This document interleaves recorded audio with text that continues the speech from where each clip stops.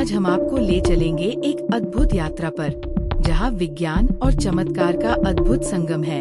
इस कथा में हम जानेंगे कि कैसे हिंदू पौराणिक कथाओं में समय यात्रा का वर्णन मिलता है। एक ऐसा महाकाव्यिक अनुभव जहां समय की सीमाएं टूट जाती हैं और जीवात्मा काल चक्र में भ्रमण कर पौराणिक युगों के रहस्यों से पर्दा उठाती है।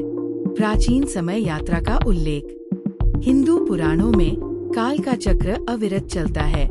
त्रेता, द्वापर और कलियुग ये सब उसी चक्र के अंग हैं, जो अनंत काल से घूर्णन कर रहे हैं।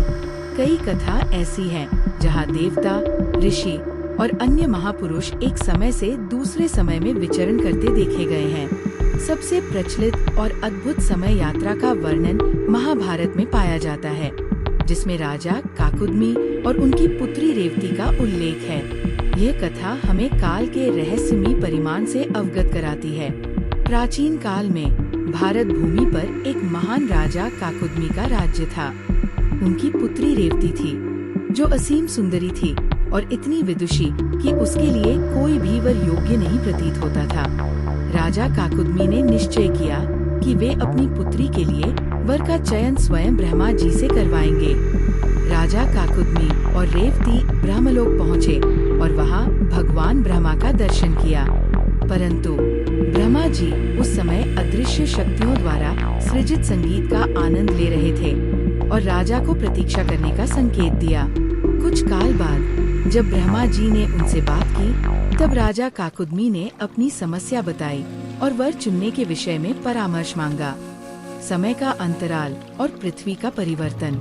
ब्रह्मा जी मुस्कुराए और कहा, राजा, तुमने जो समय यहाँ प्रतीक्षा में बिताया वह धरती के कई युगों के समान है। तुमने जो समय यहाँ ब्रह्मलोक में बिताया, उसी दौरान धरती पर त्रेता युग समाप्त होकर द्वापर युग आरंभ हो चुका है। तुम्हारे राज्य का नामो निशान भी अब वहाँ नहीं है। राजा काकुदमी स्तब्ध रह गए। ये एक ऐसी यात्रा थी जो बिना किसी यंत्र के केवल समय की गति के कारण हुई थी। समय का यह मर्म राजा काकुदमी को समझ में आया। उन्होंने रेवती को बलराम जी से विवाह के लिए समर्पित किया, क्योंकि वे ही उस युग में योग्य और समर्थ वर थे। ये केवल एक कथा नहीं है, बल्कि समय के अपरिवर्तनीय और रहस्यमयी गुण का प्रमाण है। ऋषि मुनि योगियों ने ऐसे कई अनुभव किए, जिसमें वे ध्यान द्वारा भविष्य की झलकियां देख सकते थे। महर्षि व्यास, जिन्होंने महाभारत की रचना की, उनमें त्रिकालदर्शिता की शक्ति थी। उन्होंने कौरवों और पांडवों के संघर्ष की समूची कथा को पहले ही देख लिया था।